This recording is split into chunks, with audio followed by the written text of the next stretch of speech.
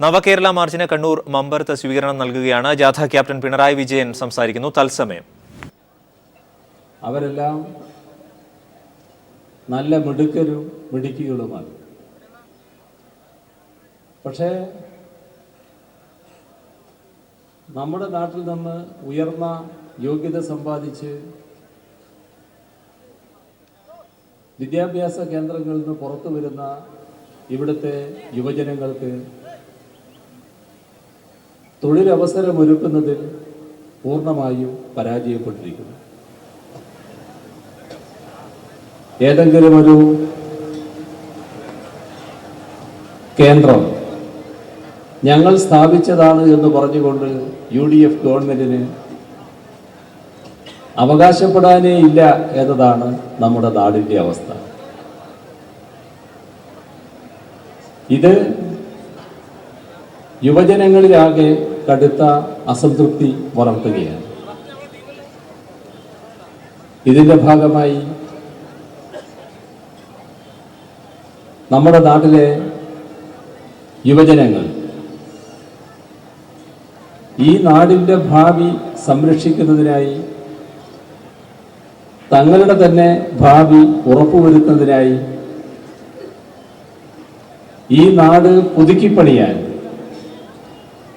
കൂട്ടമായി രംഗത്തിറങ്ങുന്ന കാഴ്ചയാണ് കാണാൻ നമുക്ക് സാധിക്കുക. യുവാക്കൾ മാത്രമല്ല,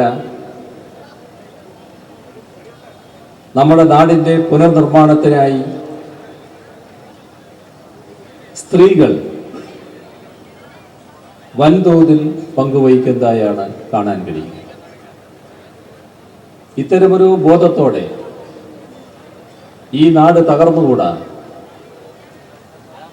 നാടിനെ പുനർനിർമ്മിക്കണം എന്ന ബോധ്യത്തോടെ ഈ മാർച്ചിന്റെ സ്വീകരണ കേന്ദ്രങ്ങളിൽ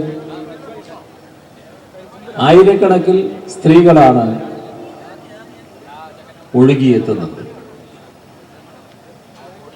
ഇപ്പോൾ നാടിന്റെ വികസനം ഉറപ്പുവരുത്തുക എന്ന് പറയുമ്പോൾ ശരിയായ ദിശാബോധത്തോടെയുള്ള ഒരു ഭരണ സംവിധാനം ഇവിടെ വേണം. നിർഭാഗ്യവശാൽ അതല്ല ഇന്നിവിടെയുള്ളത്. നാടിന്റെ ആകെ കാര്യങ്ങളിലേക്ക് ഞാനിപ്പോൾ പോകുന്നില്ല. കണ്ണൂർ ജില്ലയുടെ സമഗ്രമായ വികസനത്തിന് ഏറ്റവും പ്രധാനമായി കണക്കാക്കുന്ന പദ്ധതികളിൽ സംഭവിച്ച കാര്യങ്ങൾ മാത്രം ഓർമ്മിച്ചാൽ മതി. അതിലൊന്നാണ് വിമാനത്താവളം. ഇപ്പോഴും ഇനിയും മാസങ്ങൾ എടുത്താൽ മാത്രം പൂർത്തിയാകുന്ന അവസ്ഥയിലാണ് നിൽക്കുന്നത്.